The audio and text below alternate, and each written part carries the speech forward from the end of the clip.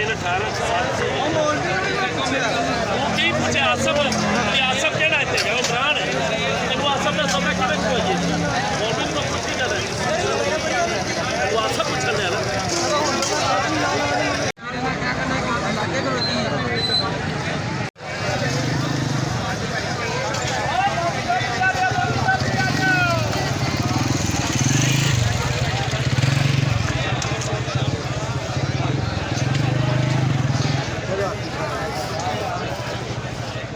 ਕੀ ਬਣ ਰਿਹਾ ਏ